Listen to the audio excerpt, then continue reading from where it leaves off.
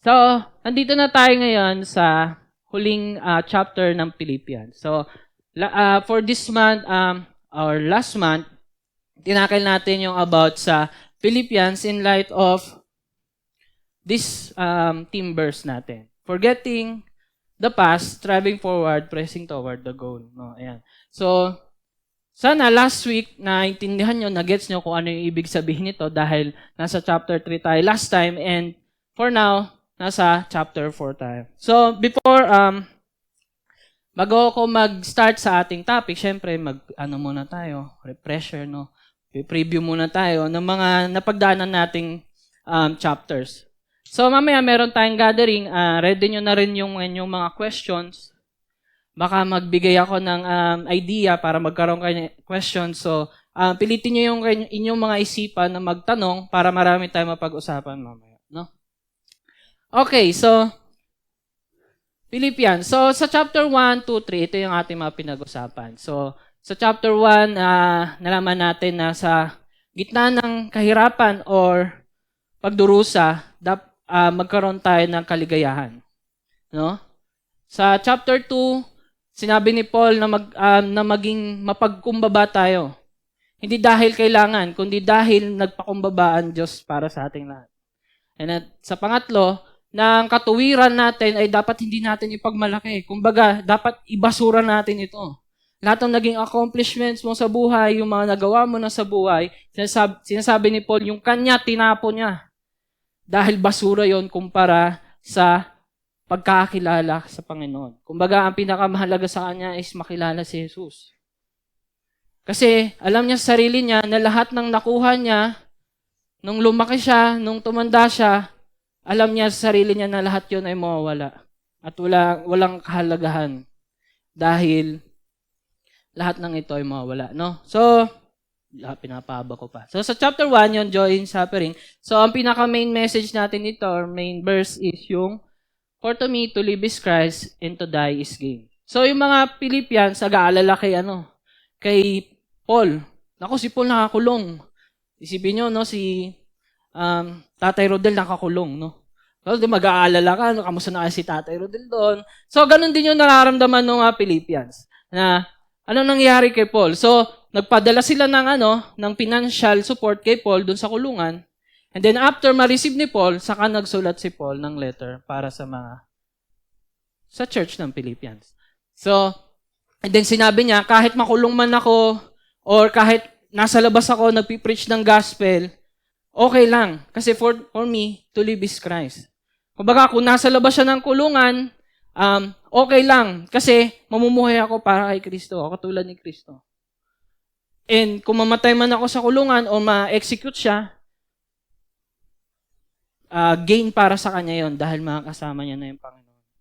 So either way, may gain siya or maganda para sa kanya. Pero most likely, hindi naman siya suicidal, no? Ang sinasabi niya lang dito is, hindi siya takot mamatay. And at the same time, pero mas gusto niyang magstay na buhay para sa church ng Philippians. So, hindi ito parang tumatakbo sa kanyang tungkulin, kumbaga. Nais niyang magstay para sa kagalakan ng kanyang church. Okay, so next, then sa Philippians chapter 2, dahil nga ang mga taga-Philippians ay medyo mapera, kaya nga nakapagbigay sila ng support, may kaya, then some of them nagkakaroon ng awayan or nagkakaroon ng tawag nito, division. Nawawalan ng unity sa loob ng church. So that's why nagkakaroon ng alitan, ganyan. Then ang sabi ni Paul, magpakakumbaba kayo sa bawat isa. Huwag kayong maging selfish. And then ang sabi niya dito, magpakumbaba kayo dahil ang Diyos na namatay para sa ating lahat, sabi dito, and being found in human form, si Jesus ito, He humbled Himself by becoming obedient to the point of death, even death on a cross. So, kung sabihin natin, Paul, paano maging humble? Paano maging mapagkumbaba? Magsisimula yon kapag nakita mo kung gano'n naging mapagkumbaba ang Panginoong Hesus para sa iyo. Even though siya yung creator ng buong mundo, nagpakumbaba siya para sa ating lahat. No? Nagkatawan tao. Then, sumunod na verses, therefore, my beloved, as you have always obeyed, So now, not only as in my presence, but much more in my absence, work out your own salvation with fear and trembling. For it is God who works in you, both to will and to work for His good pleasure. Ang mga Philippians, masaya silang nagsishare ng gospel. Yung sinashare nila yung salvation, alam nila yung ginawa ni Jesus sa krus. And then, bakit merong may nag-aaway or may division sa loob ng church? Kasi, hindi ko naman sinasabi hindi nila wino-work out, pero yung gospel na alam nila, dapat ina-apply nila sa kanilang buhay. Na kaya nga namatay si Jesus para maging united tayo sa bawat isa at sa Panginoon. Pero anong ginagawa nila? Nag-aaway-aaway sila dahil sa selfish na dahilan. Kaya that's why sinabi ni Paul, work out your own salvation with fear and trembling. Hindi ito para magstay sa salvation. Kumbaga, yung alam mong salvation, yung alam mong kaligtasan, sinishare mo sa iba, ina-apply mo. Ganon ang ibig sabihin niyan. That's why, hindi ikaw ang mag-work out niyan. Kumbaga, kailangan mong pagsikapan. Ang sinasabi diyan, for it is God who works in you. Si Lord yung nag-work out para sa'yo. So that's why, kaya kapag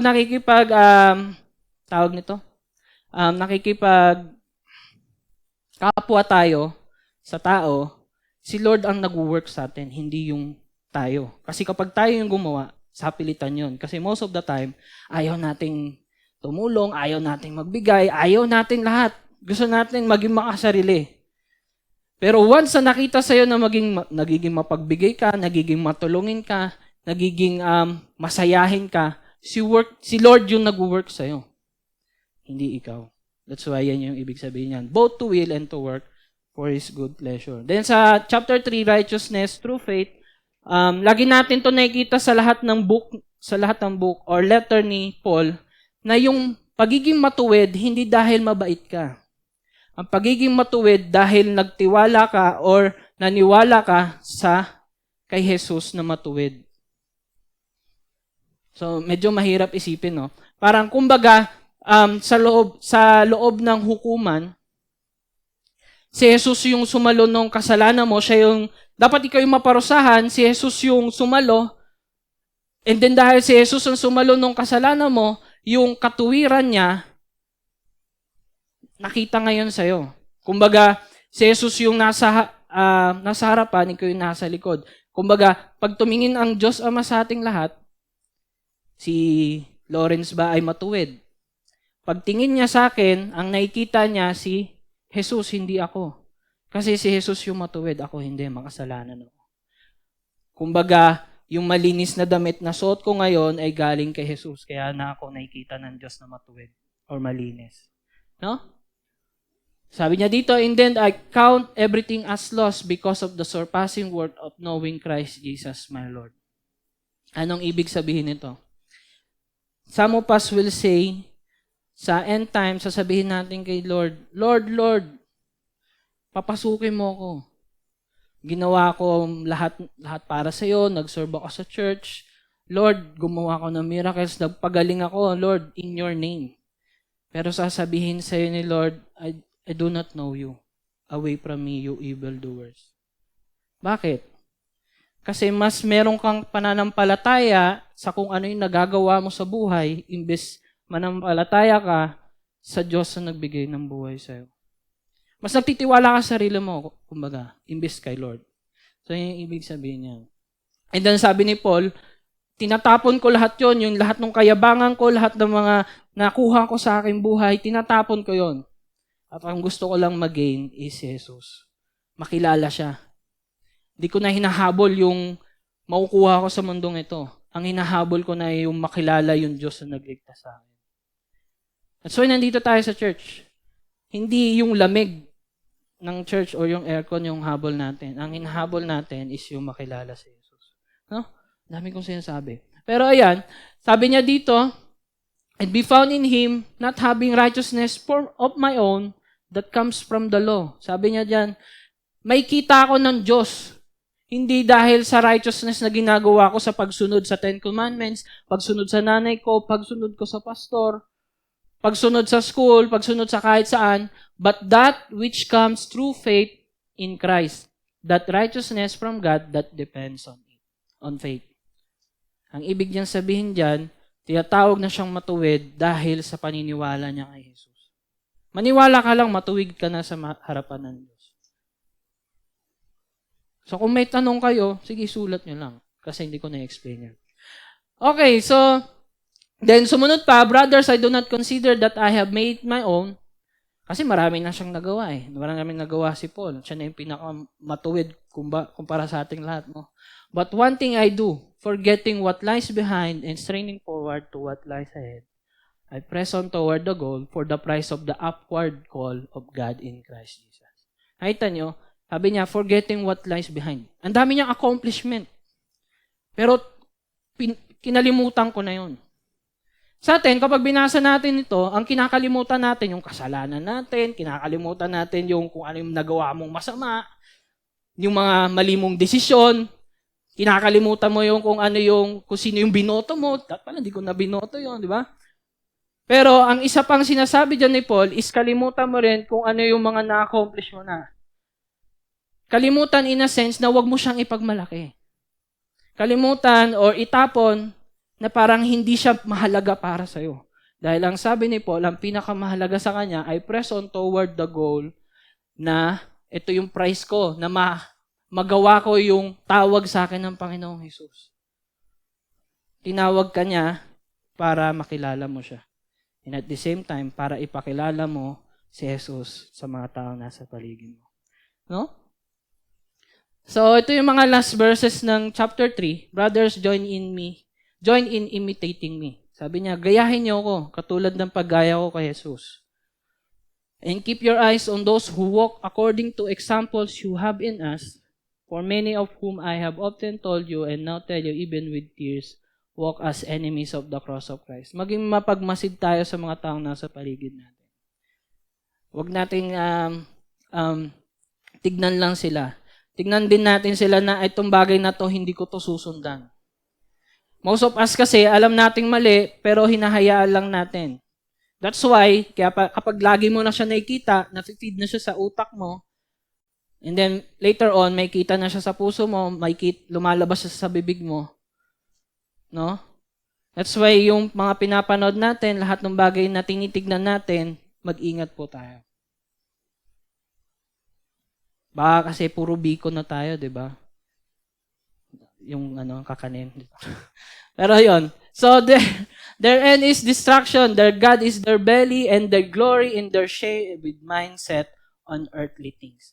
Ngayon, nasan yung isipan mo? Nandito ba sa mundong ito? Kasi kapag nandito sa mundong ito, lagi kang merong alalahanin, meron kang laging pinag-aalalahanan. Diba? Lagi ka parang ano na mangyayari susunod. Lagi kang nag-aalala. Or, lagi kang kumakayod. Kahit naka 8 hours ka na, ini-extend mo pa. Bakit? Wala naman akong gagawin eh. Tuloy ko na to, di ba? Nasaan yung minds nyo ngayon? Nasa earthly things ba? Sige, next. But our citizenship is in heaven. Kaya that's why huwag mong isipin yung nandito sa mundo. Yung alalahanin mo dito sa mundo. Ang isipin mo, in the end, you know na darating ka sa punto na makakasama mo na yung Diyos.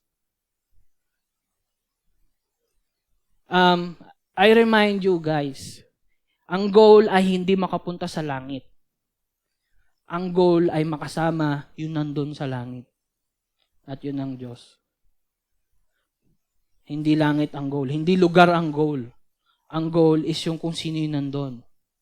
Kapag ikaw ba, galing kang abroad, pinakamalayang lugar, ang tagal mong di umuwi, mga 10 years. Ano sasabihin mo sa mga kasama mo doon? Alam mo, uuwi na ako. Miss ko na yung bahay ko eh. Hindi yung taong nasa loob. Ang mismo, yung bahay mo, hindi yung yung mga tao nandun. Ganon din. Huwag natin isipin na ang goal is langit. Ang goal ay ang Diyos amang nasa langit. Okay? So, darating na tayo ngayon sa chapter 4. Mabilis ba ako? Matagal ba? Sige. Mga 15 minutes ako. So, let's bow down our heads and let's close our eyes dahil itong pag-uusapan natin ay dapat natin ipag-pray. Heavenly Father, Panginoon, marami pong salamat sa umagang ito na ipinagkaloob mo sa bawat isa. Maraming salamat, Panginoon, sa kaluluwang mga dinako mo dito, Panginoon. Mga taong, Panginoon, na hinahanap ka, Panginoon. Makilala ka, Panginoon. Kaya, Lord, Panginoon, touch their hearts, Panginoon, through your Spirit, Panginoon. Remind them, Panginoon, kung gaano mo sila kamahal. Remind them, Panginoon, kung ano yung kapayapaan, Panginoon, na nais mo para na naming maranasan, Panginoon, na nanggagaling sa iyo, Panginoon. Kaya, Panginoon, dalangin ko, Panginoon, na bawat isa ay makaintindi, iset yung kanilang tenga, Panginoon, sa iyong salita, Panginoon, at ikaw lang siya makita, Panginoon, sa oras na to, Panginoon, wala nang iba. Kaya, Panginoon, sa iyo na po namin tinatasaglit na to sa pangalan ni Jesus. Amen and amen. Ayan, so, sorry sa mahabang intro. Ang hirap talaga pag last chapter ka na no? Ayan talaga. So, ang pag-uusapan natin dito is peace in all circumstances. So, sino dito yung merong peace? Sabihin mo sa katabi mo, peace be with you. Hindi po tayo. Hindi po yan Pero dapat po talaga na pinagpipray natin ang bawat isa na magkaroon ng peace. No? Peace be with you in the name of the Father, of the Son, of the Holy Spirit. Amen. Di ba? So, sige. Ito na yung sumunod na verse nung kanina. Di ba sa kanina, set your minds or wag mong i-set your mind mo sa earthly things. But alalahanin mo na balang araw magiging citizen ka ng langit. No? O isa pa, para wag niyong imaginein na in the end times, puro ulap lang nakikita mo. Or kapag kasama mo na si Lord. Or liwanag lang. Imagine a place na yung earth and heaven magkasama na. Yung heaven is your home and yung earth is our working ground. Imagine the possibilities na ang tao hindi na makasalanan. Imagine nga yung mga bagay na pwede nating gawin. Yung mga technology ngayon magaganda. Pero bakit nagiging pangit dahil sa kasalanan ng tao. And imagine sa time na ang tao ay walang kasalanan. And all things are so beautiful, no? Kasama ang Diyos. So, therefore, my brothers, whom I love and long for, my joy and crown, stand firm thus in the Lord, my beloved. Stand firm. Tumayo ka ng, ano ba pwedeng dyan? Tumayo ka ng matindi. O ng talagang matibay. Kasi, yung mga suffering dito sa mundo will lead you sometimes na mas mag-rely sa sarili mo, mas mag-rely sa ibang tao, imbis na lumapit sa Panginoon. So, sabi dito ni Paul, I entreat Euodia and I entreat Syntyche to agree in the Lord. Yes, I ask you also, true companion, help this woman who have labored side by side with me in the gospel together with Clement and the rest of my fellow workers, whose names are in the book of life. So, hindi natin alam kung ano yung problema doon sa Philippian Church. Merong dalawang babae na magkaaway or merong tension. And then, hindi sinabi dito kung ano yon. Pero dahil nga merong division nangyayari, ang nais ni Paul ay mag-agree sila sa Panginoon. No? Kahit meron silang hindi pagkakaintindihan. No? And hindi naman niya sinabi diyan na huwag pabayaan sila. Pero makikita niyo na lahat na nandyan is yung pangalan nila ay nasa book of life. So, maybe ask this mamaya. Ano ba yung book of life? Nakasulat ba yung pangalan mo? Nakabura? Nabubura ba? Natatanggal ba? Permanent ba? No? So, ayan. So, ang nais ni Paul dito is huwag magkaroon ng division sa church. Kapag meron kang naramdaman, sama ng loob, sabihin mo na. Huwag publicly, pero personally. Kasi yung naramdaman mong bigat will lead you to, pag nagkasalubong kayo dyan, wala na, ganun lang. So, that's why dapat maging komportable tayo sa isa't isa. no? In light of the gospel. Sige, next. Dito tayo magpo-focus.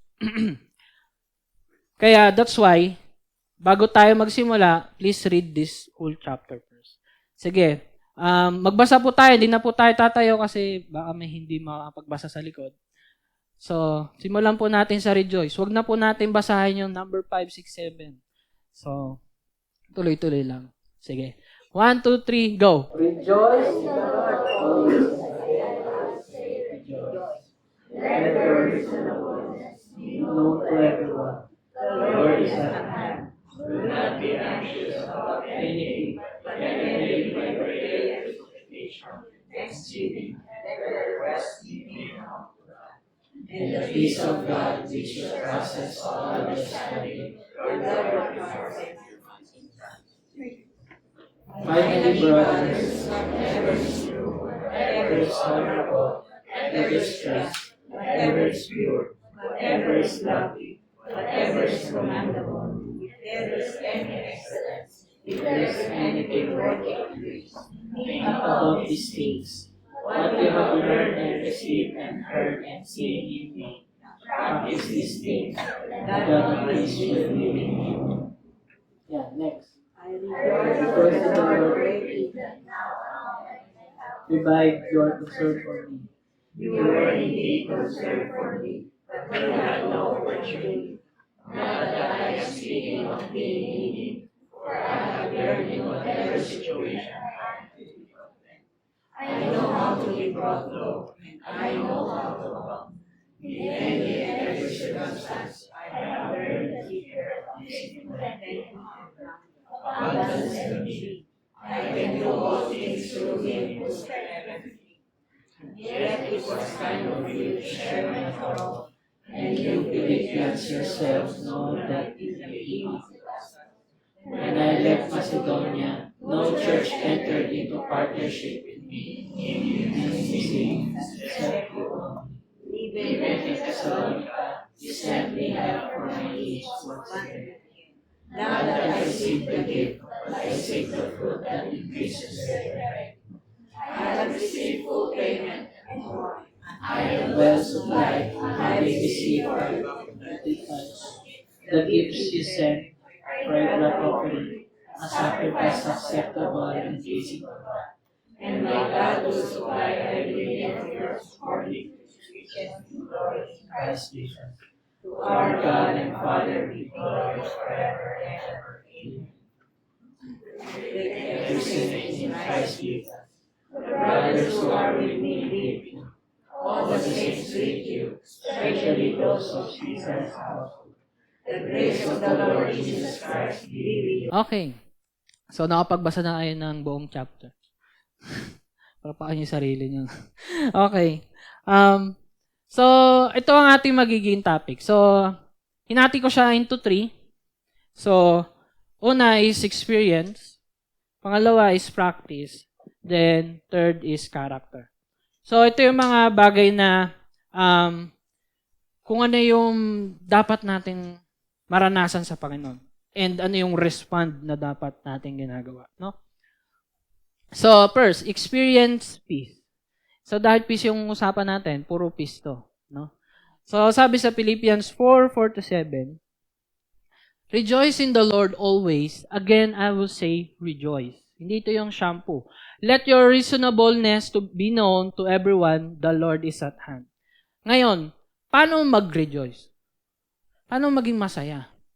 Ipilit mo ba yung sarili mo maging masaya? Baka sabihan ka ng katabi mo, okay ka lang ba, brother? Bigla kang tumatawa dyan. Paano tayo magre-rejoice in the Lord always? Paano kaya? Alam nyo, isa lang talaga yung message ng Bible.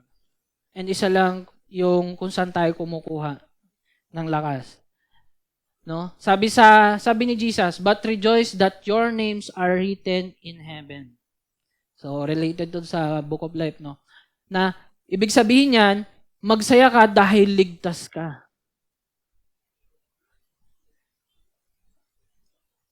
Dahil ligtas ka. Some of us, kunyari, di ba, may isang tumawid ka sa isang pedestrian. Tapos may sasagasa sa'yo, tapos may lumigtas sa'yo. Siyempre, magiging tuwan-tuwa ka, di ba? Talagang magre-rejoice ka doon. Oy, maraming salamat at ako'y iyong niligtas. Tingin mo, araw-araw ko na ba magre-rejoice dahil niligtas ka niya? Hindi, siyempre. After 10 years, di na ako nagre-rejoice kasi niligtas niya ako. Pero anong ibig kong sabihin? Iba yung kaligtasan na binibigay ng Panginoon sa atin.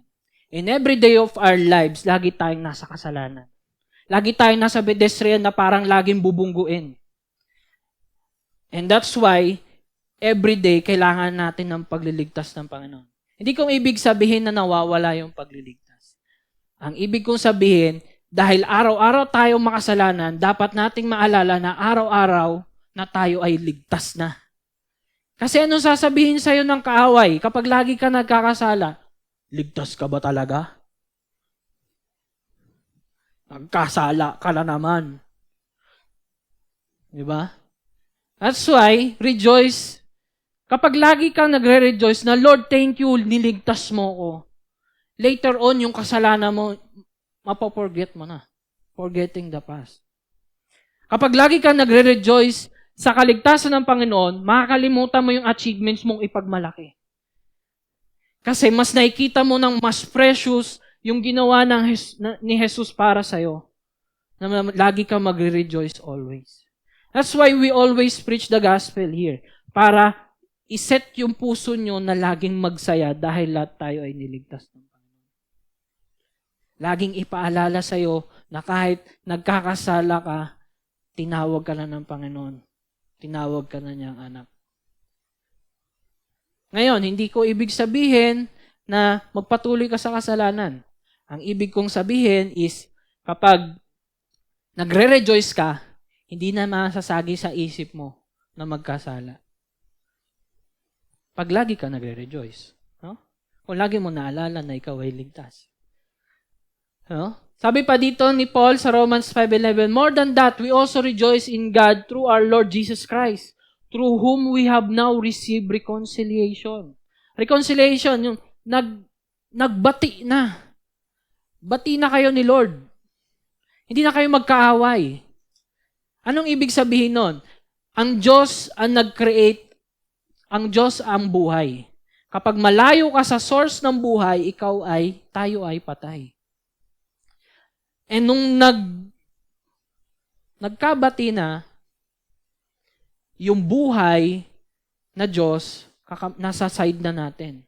Wala na tayo dun sa kamatayan. Always be mindful of that. Yun yung ginawa ni Jesus para sa ating lahat. Para maging bati tayo sa Panginoon. Hindi na natin siya kaaway. Kasi nung nasa kasalanan pa tayo, kaaway natin ng Diyos.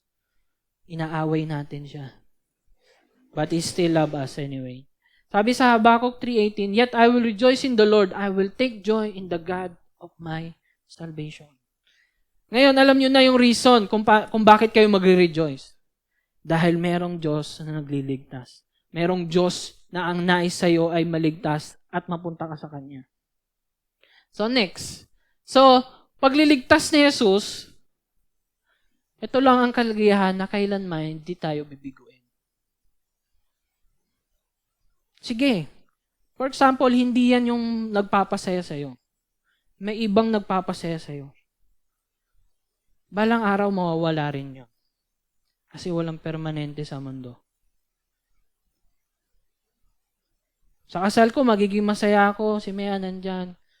Pero, yun ba yung magiging source ng happiness or joy ko? Kasi balang araw, tatanda rin kami, magkakaroon ng problema, mag-aaway about sa pera. Later on, balang araw, mamamatay din kami. Di namin alam kung sino mauna. Diba? At malungkot yon. Kung yung confidence ko, yung tiwala ko, yung kasiyahan ko ay nasa Kanya, balang araw, if-fail ako nun, bibiguin ako nun. Balang araw, may kita nyo ako sa isang sulok tahimik. O baka wala na dito sa church. Kung nasa Kanya ang aking rejoice. pero nasa Panginoon.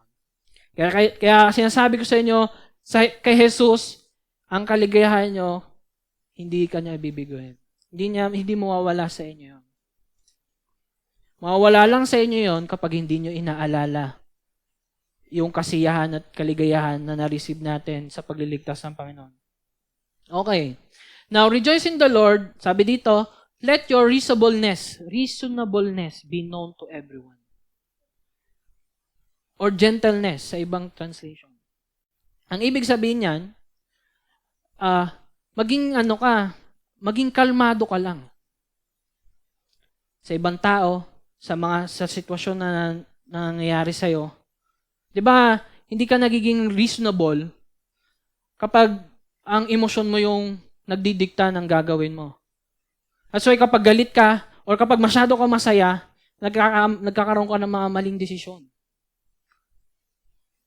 Kahit sa kasiyahan at kalungkutan, sa pagiging galit, dapat anumang emosyon, dapat lagi tayong kalmado. Lagi tayong gentle sa bawat isa. Bakit? Because the Lord is at hand. Anong ibig sabihin nun? Dahil ang Panginoon ay malapit nang dumating. Minsan kasi, hindi tayo kalmado kasi masyado tayong nag-aalala. Masyado tayong nag-aalala sa mga bagay-bagay. Bakit tayo mabilis magalit? Kasi ayaw mong magalaw yung dapat na hindi magalaw.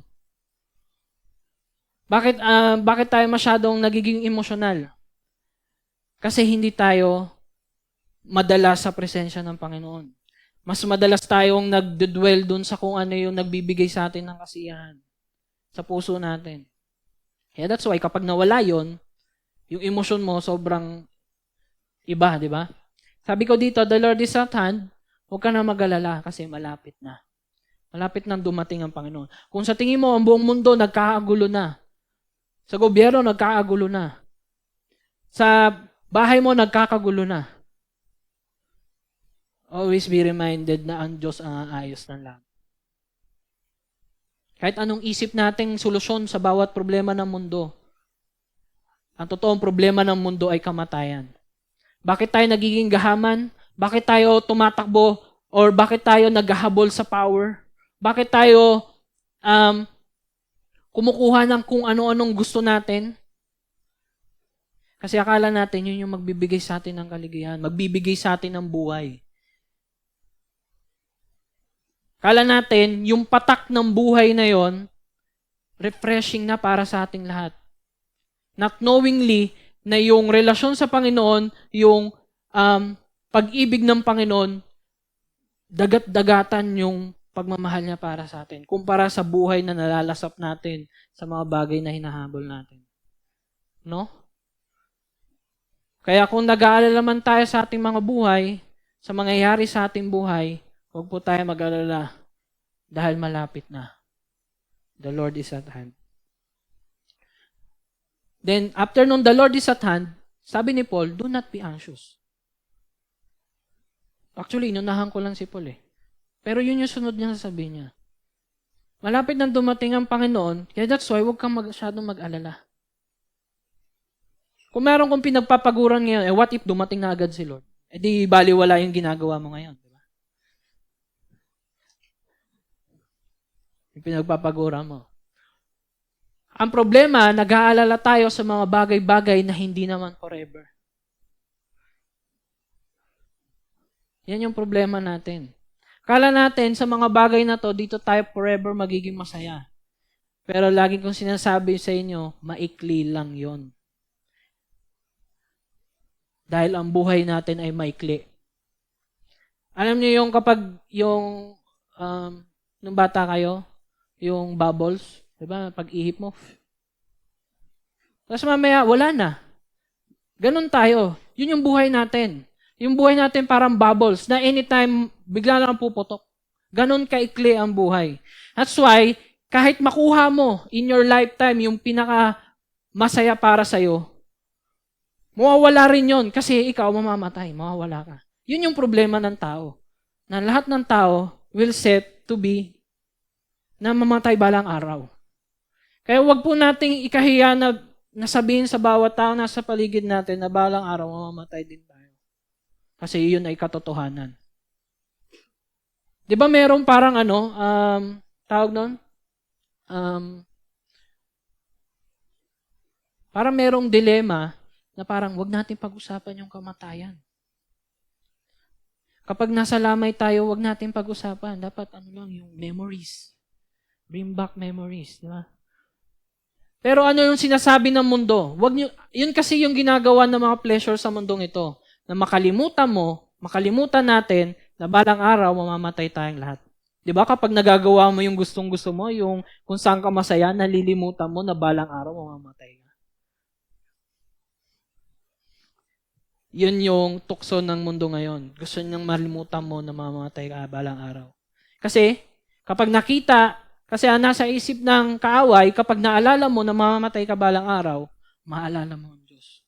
Lord, naku, mamamatay pala ako balang araw. Anong dapat kong gawin? Doon tayo lumalapit sa Panginoon kapag nandyan na yung kamatayan. Malapit na. No? Yan yung problema. Nag-aalala tayo sa mga bagay-bagay na di forever. But in everything, by prayer and supplication with thanksgiving, let your request be known to God. Kapag nag-aalala ka, anong gagawin mo?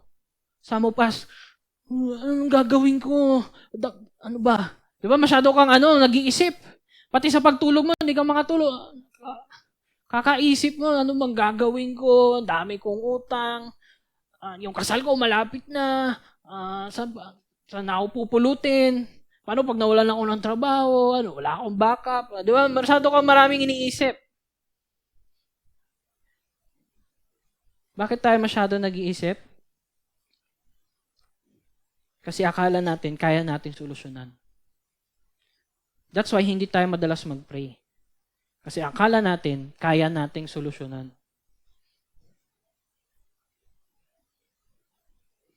Diba? Kaya hindi tayo nagpipray.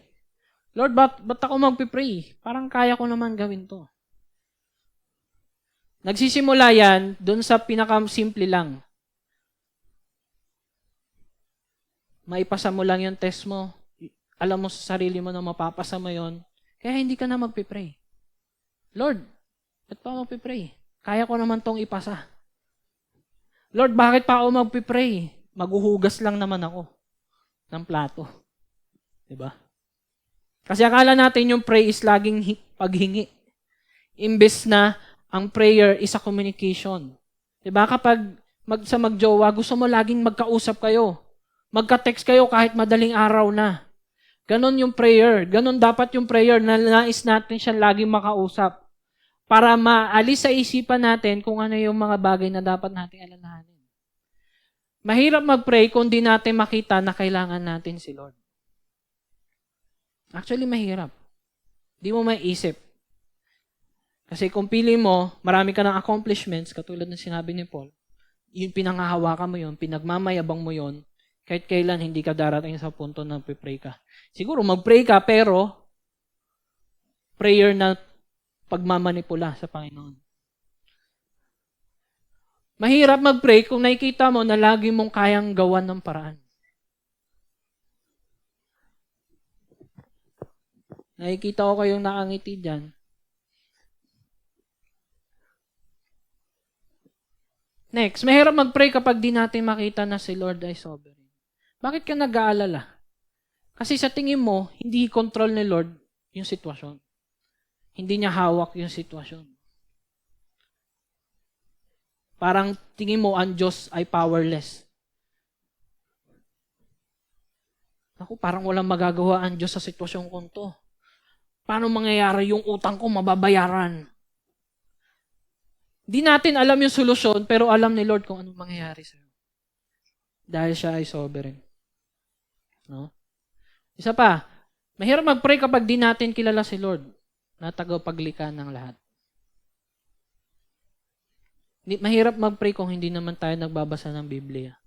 Mahirap mag-pray kung hindi ka madalas sa church. Mahirap mag-pray kung nasa church ka nga pero hindi ka naman nakapokus sa nagsasalita dito sa harapan. Mahirap mag-pray kung hindi mo naman makita yung pangangailangan mo. Mahirap may pag-pray yung ibang tao kung alam mo sa sarili mo na hindi mo kayang ipag-pray pati yung sarili mo sa Panginoon. No? Mahirap mag-pray kapag hindi natin makita na nabigay na ni Lord ang pinakakailangan natin. Akala kasi natin, hindi sapat to yung ginawa ni Jesus. Kaya hirap tayo mag-pray. Hanap pa tayo ng hanap na gusto natin magpapaligaya sa atin. Kasi akala natin itong kaligayahan na binigay ng Panginoon para sa ating lahat ay kulang. Lord, sige, maniniwala ako sa iyo pero gusto ko nito eh. And that's why yung decision natin sa buhay, more on earthly things. Yung minds natin nasa earthly things. Tulad na sinasabi ni Paul. Ang ibig kong sabihin dyan, ito na yung pinakakailangan natin. Ito yung naging solusyon ng ating kamatayan. Yung namatay siya sa krus para sa ating lahat. Para hindi tayo mamatay in the end. Though mamatay man tayo, muli tayo mabubuhay katulad niya. So bakit ka pa mag-aalala mamatay kung mabubuhay ka rin naman? So bakit ka mag-aalala na baka may mangyari sa'yo masama kung alam mo naman sa sarili mo na balang araw mabubuhay ka rin naman kasama ng Panginoon? Unless hindi ka naniniwala sa Kanya. Talagang nakakaalala yun. Nakakaalala na baka hindi pala tayo ligtas. No?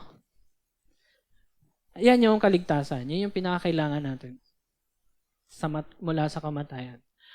Di ba sabi ni Jesus, tinuruan niya mag-pray yung mga nasa paligid niya. Sabi niya, give us this day our daily bread and forgive us our debts as we also have forgiven our debtors. Ang ibig sabihin niyan, give us this day our daily bread, lagi ka daw mag-pray para sa pagkain, sa lahat ng kailangan mo. At the same time, isa pa sa kailangan mo is yung forgiveness. Dahil meron tayong kasalanang nagawa at hindi natin yung binayaran. Hindi natin binabayaran.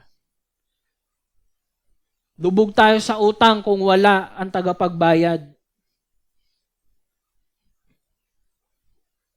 That's why every day kailangan mo siyang maalala na, Lord, I need this forgiveness. Katulad ng pangangailangan natin sa araw-araw ng pagkain. Some of us here, 3 beses kumain sa isang araw. 3 beses natin kailangan sa isang araw ang kapatawaran ng Panginoon dahil ganun tayo makasalanan. Hindi ibig sabihin na hindi ka pa pinapatawad. Ang ibig kong sabihin, dapat lagi nating maalala na tayo ay ligtas na 3 times a day, hindi lang toothbrush. Hindi lang toothbrush ang 3 times a day. No? Araw-araw, dapat natin makita na kailangan natin si Lord. Ito yung mga dapat natin maalala araw-araw.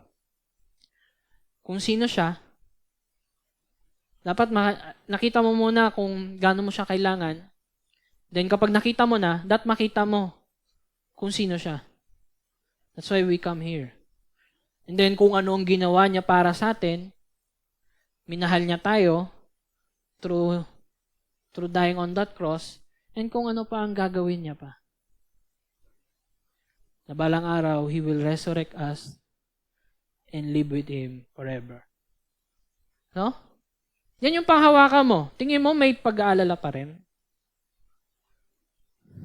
Pag nakikita ko to, parang wala na eh. Pero pag nandun na ako sa problema, kuya, parang ang hirap. Ganon talaga. Huwag kang mag-rely sa nararamdaman mo. Yes, nag-aalala ka at this very moment. Na lulungkot ka, nahirapan ka. Pero mawawala rin yon. Dahil ito, hindi to mag-waver. Hindi to parang parang magda-doubt ka sa katotohanan na to. Dahil ito ay katotohanan. Yung feelings mo, pwede pang mawala eh. Pero itong truth na to, hindi mawawala kahit split of a second. Dito ka mag-rely imbes sa feelings mo. Feelings natin. Feeling mo lang yon na mapapahamak ka. Pero para sa Panginoon, ang katotohanan ay hindi ka mapapahamak, kundi maliligtas. Andyan lang lagi ang peace ni God. So balik tayo sa peace. Sino yung walang peace dito? Actually, nandyan lang lagi yung peace. Katabi mo, nasa likod mo, nasa harapan mo. Actually, yung peace ni Lord nakasurround sa'yo. Ang problema ay, di lang natin makita. Di lang natin maranasan. Kasi bakit? Sa feelings ka nakatutok. Sa mga bagay sa mundo na to, ikaw nakatingin. Kaya hindi mo maranasan yung peace na binibigay sa'yo ng Panginoon. So, paano makikita yon? Yung peace ni Lord. Makita mo lang yon kung alam mo na ang peace ni Lord ay nakapaligid sa'yo at nasa'yo. Kuya, hindi naman eh. Bakit parang hindi naman? Kasi, pinapakiramdaman mo, imbis na maniwala. Hindi mo kailangan maramdaman. Kailangan mo lang maniwala. Okay? Sabi dito sa Isaiah 26:3, you keep him in perfect peace, whose mind, di ba sabi ko kanina, kapag alam mo, whose mind is stayed on you because he trusts in you. Ngayon, kapag alam mo na, ang tanong na next is, magtitiwala ka ba? Titiwala ka ba na yung peace ni Lord nasa iyo na? Peace na alam mo sa sarili mo na balang araw, makakasama mo na siya. Kaya kapag di mo gets at nag-aalala ka pa rin, hindi ko mag-gets. Talaga bang mababayaran yung milyon kong utang? Hindi ko mag-gets paano mababayaran ni Lord yun. Kung nag-aalala ka pa rin, Lord, paano yung pag-aaral ko? Talagang parang wala nang pag-asa kung nag-aalala ka pa rin. Actually, hindi mo kailangang mag-gets. Huwag mo na i-gets kasi magtiwala lang tayo sa Kanya. Minsan kapag pinipilit natin maintindihan, pupunta ka na sa point na kine-question mo na kung kaya ba talaga ni Lord. No? Huwag mo na i-gets. Kaya that's why sabi dito ni Paul, 'di ba? Mag-pray ka and the peace of God which surpasses all understanding. Hindi mo maiintindihan yung peace na 'to. Hindi mo siya maintindihan, kaya huwag mo nang i-gets. And this peace of God will guard your hearts and your minds in Christ Jesus. Poprotektahan ka nun na magstay ka kay Jesus. Hindi ka mag-rely sa trabaho mo, sa pag-aaral mo, na tingin mo magbibigay sa iyo ng buhay, kundi He will guard you na si Jesus lang ang makakapagbigay ng tunay na buhay. No?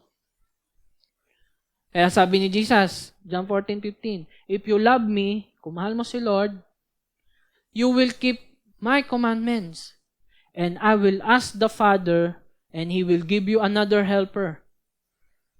So yung kaninang pinag-usapan nating peace, yung nag-guard sa hearts natin, yung peace na yan is actually si helper, yung another helper, to be with you forever. Even the Spirit of truth, whom the world cannot receive because it neither sees Him nor knows Him, you know Him for He dwells with you and will be in you. So itong Spirit of truth na to, na kung saan, kapag alam mo, magkakaroon ka ng peace. Kapag alam mo yung truth na to, magkakaroon ka ng peace. So yung peace na to is si Holy Spirit na nasa iyo na. Dahil naniwala kay Jesus. Pag naniwala kay Jesus, ito yung ibig sabihin. Paano magkakaroon ng banal na spirito? Paano ka masisilyado? Kapag naniwala ka kay Jesus, marireceive mo na yon. Walang ibang requirement. Yun lang, maniwala ka lang kay Jesus na tagapagligtas. And yung peace na yon, yung spirit na yon, na katotohanan, will surround you, will hug you ng mahigpit. Parang silyado, hindi na makakalas. No? For He dwells with you. So, alam mo na. Mahal mo na. Ano magagawa? Mahal mo na. Diba? So, may peace ka na, di ba? Ngayon, alam mo na yung Panginoong Jesus ay yung Diyos nakapaligid na sa'yo, nakahayakap sa'yo ng mahigpit. Nag-aalala ka pa rin ba? Diba? May peace ka na. Ramdam mo ba? Hindi mo kailangan maramdaman actually. Kailangan mo lang paniwalaan. Paniwalaan mo lang. Kaya pag dumating sa punto na parang di mo ramdam, bulong lang sa iyo yun ng kaaway. Kasi kapag naalala mo na, kasama ko ni Lord. Kasama ko ni Lord. There's peace. No? So, minsan kapag may peace ka, so punta na tayo. Ngayon, meron ka ng peace. Sabi mo sa sarili mo, meron ka ng peace. O yan. Kapag meron na, minsan sa atin, di ba kapag peace, di ba, pag walang gera or anything, walang gulo sa bahay, feeling mo, kala natin, relax lang at wala nang gagawin. Relax na ako dito. Ang sarap naman dito. May peace na ako. Di ko na kailangang alalahanin yan. Bahala na siya. Ganun ba yung peace mo? Wala ka nang gagawin?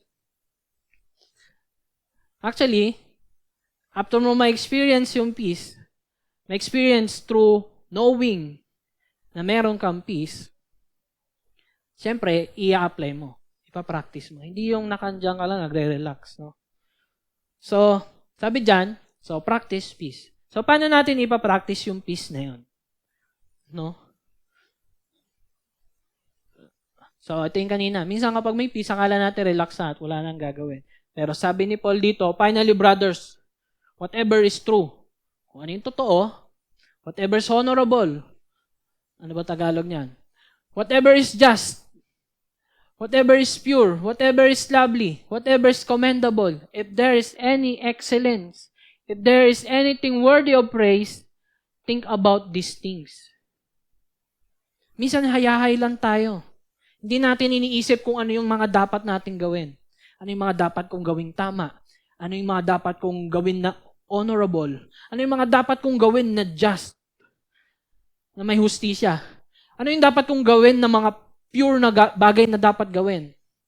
Ano yung mga dapat kong gawin na lovely. Gusto lang natin lambing. Di ba? Pero ano yung dapat na lovely sa ibang tao?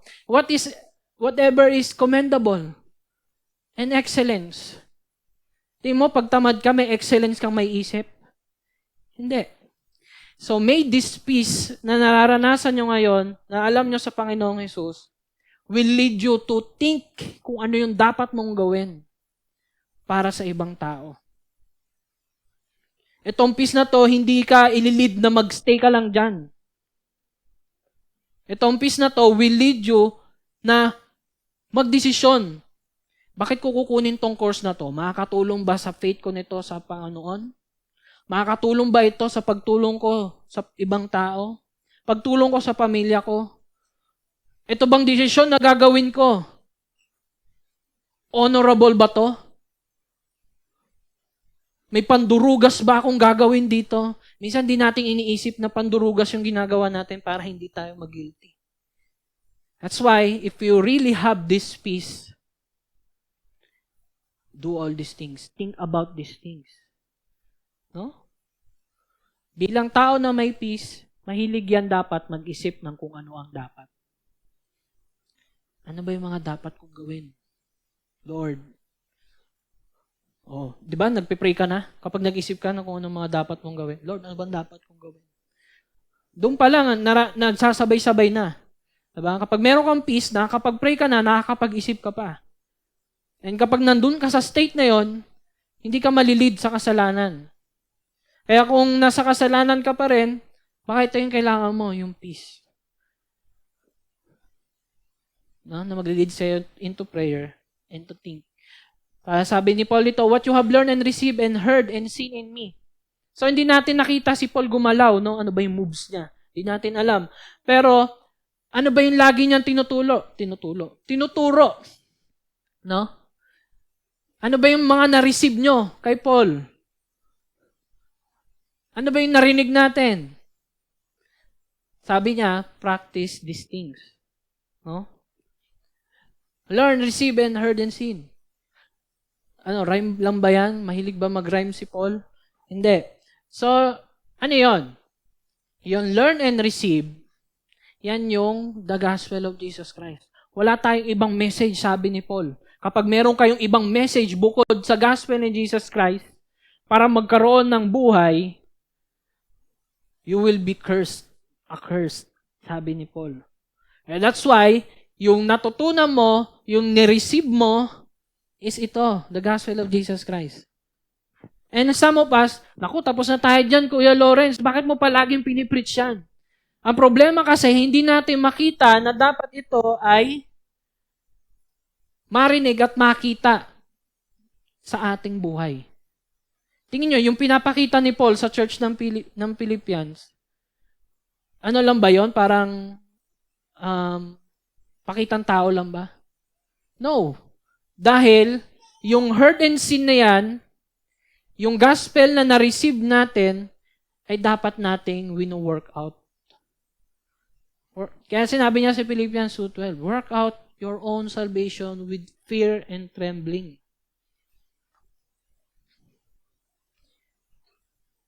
And anong sabi niyo sa next dyan?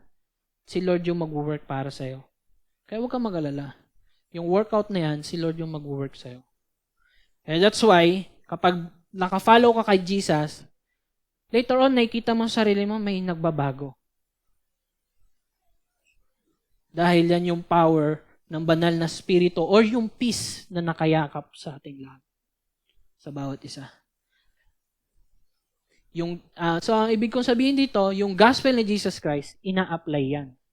That's why sa chapter 2, sabi ni Paul, magpakababa ka, magpakumbaba ka, maging humble ka kasi yung Diyos na pinakamataas sa ating lahat, nagpaka-humble, bumaba, naging tao at namatay para sa ating lahat.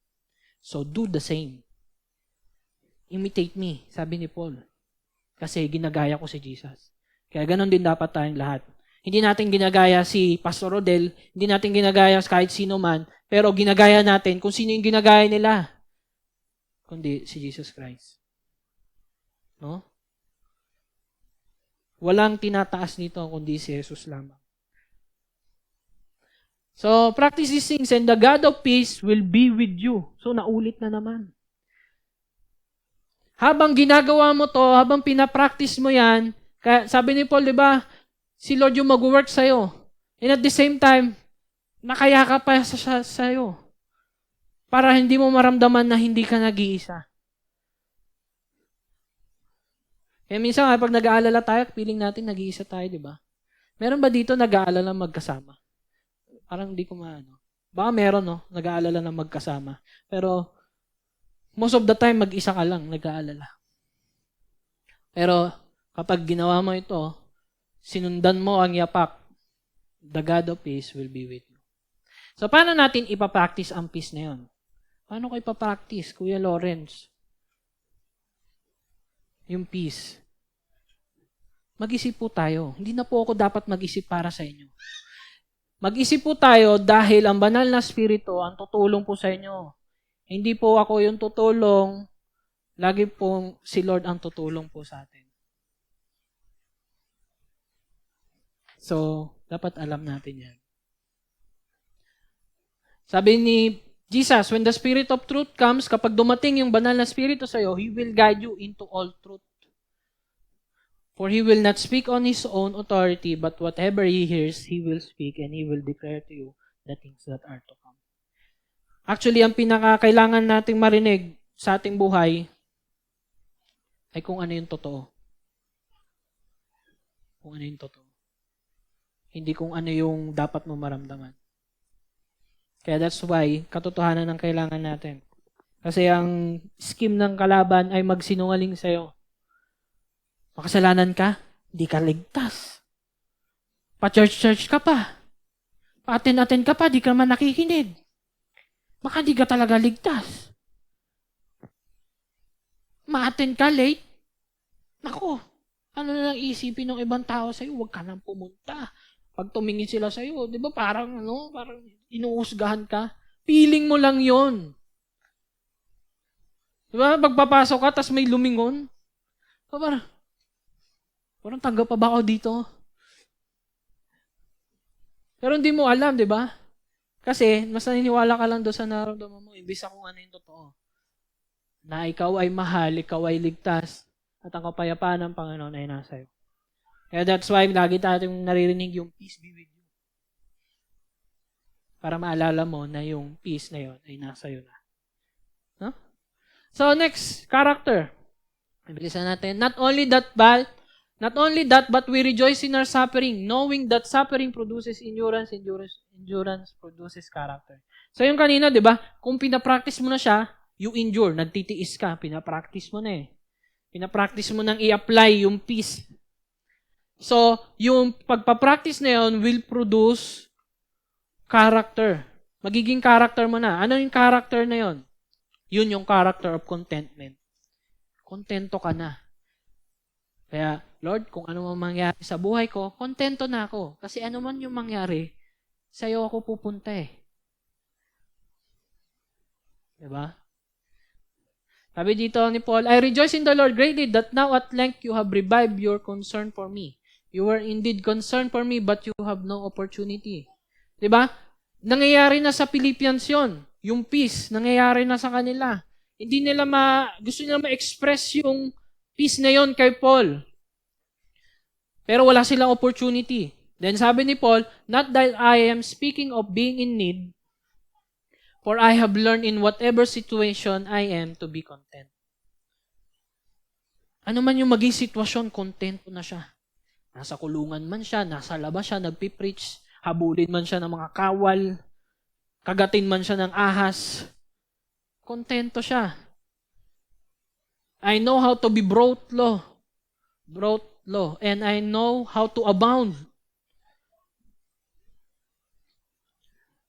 In any and every circumstance, I have learned the secret of facing plenty and hunger. Kahit gutom siya or busog, kontento siya. Abundance and in need. Sagana man or wala, kontento siya.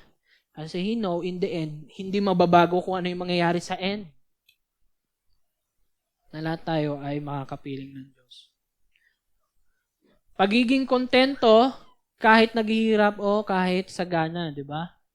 Sabi ko dyan, pagiging kontento kahit naghihirap ka ay magdudulot sa puso mo ng walang pagrereklamo. Kapag kontento ka na, hindi ka na mareklamo. Ano ba yan? Ang init. Punta nga ako sa church. Ano ba yan? Di ba? Obserbahan po natin sarili natin. Baka mareklamo na po tayo.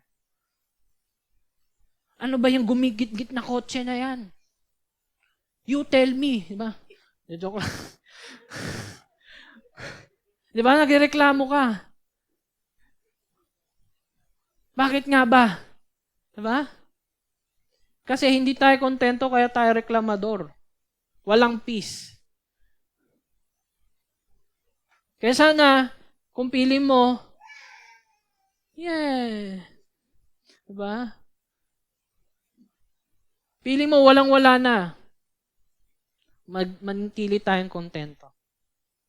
Kung yan lang yung pabaon sa'yo ng magulang mo, kung hotdog lang yung baon mo, maging kontento po tayo.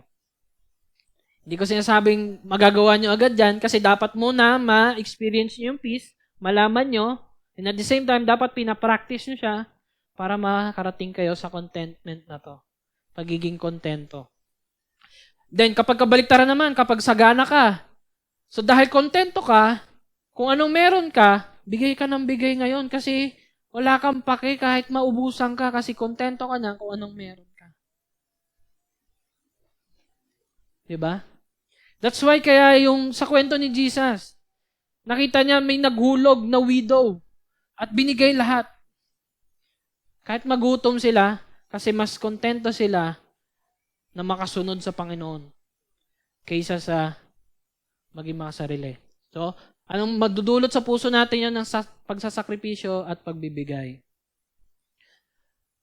And ito na yung paboritong verse ng marami. I can do all things through Him who strengthens me. Hindi ibig sabihin nito na, sabihin ko na nga, I can do all things through Him. Means, kayang ma-handle ni Paul kahit mag-suffer siya sa kulungan, mamatay man siya doon, to die is gain nga, sabi niya. Mga words ng kontentong tao yon na to die is gain. And to live is Christ, words din ng mga kontentong tao yon. I can do all things na kahit anumang sitwasyon, kahit anumang things yan, kontento ako. And through Him who strengthens me, ano yung i-strengthen sa'yo ni Lord? Na kahit nakakulong si Paul, nakakulong siya, di siya panghinaan ng pananampalataya sa Panginoon. Tingin nyo ba yung strengthens me, nakakulong si Paul? Kailangan niya ba ng muscle sa loob ng kulungan? Kailangan niya ba maging athletic? Di ba hindi? That's why, remember, na faith ang pinapalakas ni Lord. At hindi muscle o kakayahan mo. Kaya if you use this verse, dapat marunong ka makontento. Kontento ka sa kung anong meron ka ngayon. And hayaan mo na si Lord lang yung magbigay sa'yo. Mag-pray ka, Lord, bigyan mo ako ng trabaho, bigyan mo ako ng pagkakitaan. Nasaan ang puso mo nung pinagpipray mo yun? Nagmamadali? Nag-aalala? Or there is peace? Na kahit Lord, hindi ngayon, okay lang. Ang mahalaga, nasa iyo ako. No? Hindi ko na naman makontrol. Yan. Sabi ni Jesus, I have said these things to you. Kapag binasa nyo yung buong chapter 16, ito yung last verse. Actually, basahin nyo yung chapter 14 ng John, 15, 16. Marami siyang sinabi doon. And sa end, sinabi niya, I have said these things to you that in me you have peace. In the world you will have tribulation. Sa mundong ito, merong paghihirap. Lalo na sa mga Kristiyano at nagpo-proclaim ng gospel. But take heart, I have overcome the world. Napagpalanunan niya na. Hindi mo na kailangan mag-alala kung ano mangyayari, mamatay ba ako, matatalo ba ako, mukha ba akong talunan. Hindi. Panalo tayo dahil si Jesus nanalo. Kaya take heart. Tatagan mo yung puso mo. Kung pinanghinaan ka, tatagan mo yung puso mo. Huwag kang mag-rely sa puso mo. Huwag kang mag-rely sa nararamdaman mo. Tatagan mo yung puso mo, it means you set in your mind na kailangan kong tatagan. Tatagan na maging kontento sa mundong puno ng gulo. No? Note, tinutukoy na peace dito ni Lord ay peace sa oras na tayo ay inaapi o inuusig dahil sa gospel ng Diyos ni Jesus. Kung wala pa kayo dyan, so kung hindi persecution ang inaalala mo ngayon, for sure, yung alalahanin na meron tayo ay walang-wala sa peace na binabigay ni Lord at this very moment. Yung peace na binibigay ni Lord ngayon ay mas effective dun sa mga taong kontento na. Kasi kahit kontento sila, they're pursuing na mag-share ng gospel sa mga taong nasa paligid nila. And yun yung peace na mag-sustain sa'yo once na meron ng mga taong tumatalikod sa'yo dahil sa pananampalataya kay Jesus. Walang-wala yung pinag-aalalahanan natin kumpara sa persecution na dinadanas ng mga taong kontento na sa kapayapaan ng Panginoong Jesus. So, peace in all circumstances, we should experience it, practice it, and maging character natin. Yung peace na yun. No? Now, kung meron ng peace and contentment, ang bawat isa sa atin, naranasan natin ang fruit ng Holy Spirit at ang prutas na ito ay di lang para sa atin. Kala natin yung fruit of the Spirit para lang sa atin, no? Pero para yon talaga sa iba. Hindi ikaw yung kakain ng prutas na yon. Nakikita ng tao na, uy, parang wala kang problema. Bakit? And kapag may nagtanong sa'yo, that is the very moment na i-share yung pagmamahal ng Panginoon, ang gospel na tayo ay ligtas na. Sabi dito ngayon, tuloy tayo, yet it was kind of you to share my trouble, and you Philippians yourself know that in the beginning of the gospel, doon pa lang sa umpisa ng gospel sa Philippians, nung narinig ng mga taga-Philippians yung gospel, nagkaroon sila ng partnership agad kay Paul. in giving and receiving. Sila lang. Doon may kita na yung peace na meron sila will lead to help yung mga taong nagsiserve para sa Panginoon. Even in Thessalonica, you sent me help for my needs once again. Diba? Parang kinukulit na nila si Paul ng pagbibigay. Di, Paul, tanggapin mo yan. Hindi namin yan, kailangan yan. Kaya nga everything was lost eh. Sige, para yan sa advancement ng gospel. Now that I seek the gift, but I seek the fruit that increases to your credit. Sabi dito ni Paul, I have received full payment. And more, ang dami pa nga, sumobra pa nga. Yung mga binibigay ng mga taga-Philippians. I am well supplied, having received from Epaphroditus the gifts you sent, a fragrant offering, a sacrifice acceptable and pleasing to God. Kasi yung pagbibigay mo, hindi na sa likod ng pag-aabang na merong babalik sa'yo. Nagbibigay ka na ngayon kasi gusto mo lang tumulong. Paul, sige, kunin mo lahat to, Paul, para marami pang masyaran.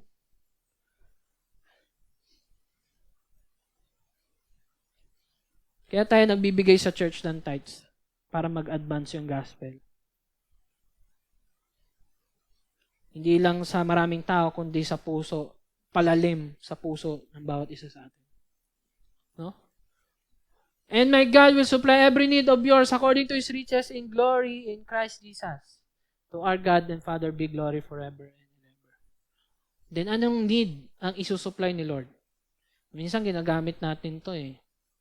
Lord, gusto ko yan eh. Nag-aalala ako, gusto ko yung kunin eh. Ay sabi ni Paul, God will supply my need. Di ba parang mas lalo ka pang nagiging gahaman kapag ginagamit mo yung verse na yan? And din sa buong chapter ang sinasabi, huwag ka mag-alala. Maging kontento ka. And then nung ginamit mo tong verse na to, hindi ka kontento, gusto mong kumuha pa ng kumuha. Yan yung kasalanan nating mga tao sa ating mga puso. Na miski itong verse na to ay ginagamit ng puso nating walang peace and contentment. So anong need is supply ni Lord? Need na dapat kong ma-share itong magandang balita ni Jesus sa ibang tao. Makikita natin sa buhay ni Paul, binasura niya lahat. And then ang gusto niya na lang, ang pinaka-need niya is ma-share na lang yung gospel sa mga tao na sa paligid niya. And for sure, yung pag-share na yun yung isusupply ni Lord para sa iyo. Kasi, in the first place, nasa iyo na ang lahat nung tinanggap mo si Jesus. Ngayon, need mo bang mag-share ng gospel? Ipag-pray mo yan and God will supply your need para ma-advance yung pag-share ng gospel. Magandang balita na lahat tayo ay ligtas na. Manampalataya lamang tayo. Ito ang susuportahan ni Lord na need natin. Kasi in the first place, nabigay na sa atin ni Lord ang lahat. Miski yung kung ano na lang yung kaya niyang ibigay, which is yung kanyang anak. Nabigay niya na lahat. So, in the last verses, greet every saint in Christ Jesus. Hindi nga nakapagbasa. The brothers who are with me greet you. All the saints greet you, especially those of Caesar's household.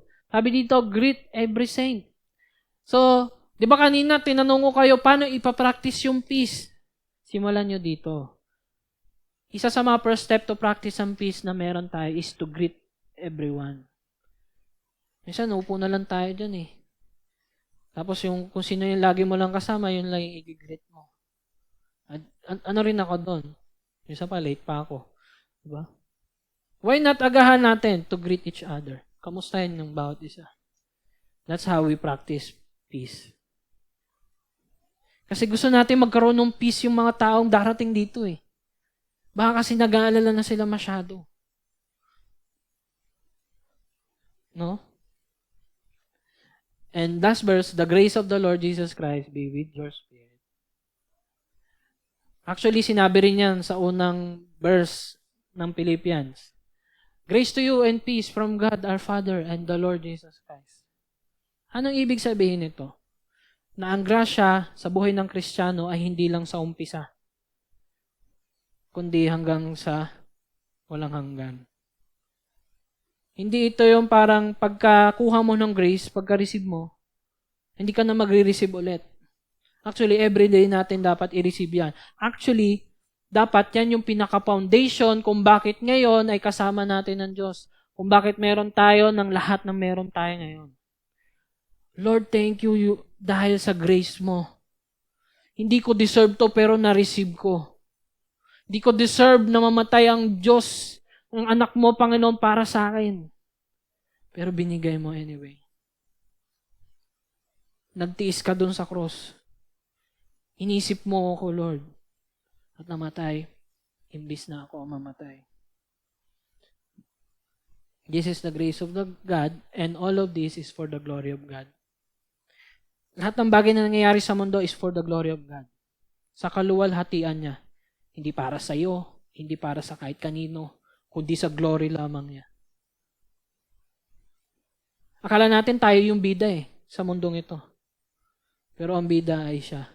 It is for all His glory. Bakit niya pinaparanas yung pagmamahal sa atin?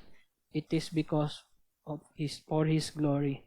And that's why, ito ang glory ng Diyos. Akala natin glory is parang umiilaw, nasa taas si Lord. Pero ito ang glory ng Diyos. Yes, nasa taas siya, pero nasa taas ng krus ng Kalbaryo. Sabi ni Paul, who though he was in the form of God, did not count equality with God a thing to be grasped, but emptied himself, but by taking the form of a servant, naging servant siya, tagasunod sa Diyos Ama, being born in the likeness of men, katulad natin mga tao, and being found in human form, He humbled Himself. By becoming obedient to the point of death, even death on the cross. Hindi natin kaya maging obedient. So that's why, siya yung naging obedient para sa atin. He humbled Himself. Hindi natin kaya. Kaya, Lord, thank you, Lord. Dahil ikaw ang gumawa para sa aming lahat. Therefore, God has highly exalted Him and bestowed on Him the name that is above every name. So that at the name of Jesus, every knee should bow in heaven and on earth and under earth, and every tongue confess that Jesus Christ is Lord. To the glory of God the Father. All of this is for the glory of God. Amen? Let us pray. Heavenly Father, Panginoon, marami pong salamat sa tanghaling ito, Panginoon. Thank you, Lord, Panginoon, na kami ay part, Panginoon, ng iyong glory. We are so small, Panginoon. We are sinners, Panginoon. But thank you, Lord, Panginoon, naging part kami, Panginoon, ng glory mo, Panginoon. Na kung saan, Panginoon, ay naranasan namin ang pag-ibig mo, Panginoon. Naranasan namin kung paano magmahal, Panginoon. At yun ay sa pamamagitan ng iyong anak na si Jesus. Na siya ay nabuhay, Panginoon, dito sa mundong ito, upang gawin yung hindi namin kayang gawin, Panginoon. Pagbayaran yung hindi namin kayang pagbayaran. At ang pagbabayad na yun ay pagdala ng aming kasalanan doon sa krus ng Kalbaryo. At ma-receive yung galit, puot ng Diyos doon sa krus, Panginoon, para lahat ng maniniwala kay Jesus ay hindi na mamamatay muli at mabubuhay ng kasama mo, Panginoon, in the end. And this, Panginoon, it give us peace, Panginoon. Lalo na, Panginoon, nung muli ka nabuhay, Panginoon, after 3 days, knowing, Panginoon, na kami rin ay muling mabubuhay, Panginoon. Even though mamamatay kami, Panginoon, kami ay muling mabubuhay, Panginoon. Dahil ikaw ay muling nabuhay para sa amin. Kaya, Panginoon, thank you, Lord, Panginoon, sa lahat ng ginawa mo para sa amin, Panginoon. Sa ginawa mo, Panginoon, for your glory, Panginoon, na naging part kami noon. We are so grateful for this grace. And thank you, Lord, Panginoon. Kaya, Panginoon, sa inyo po namin tinataas saglit na ito sa pangalan ni Jesus. Amen and amen.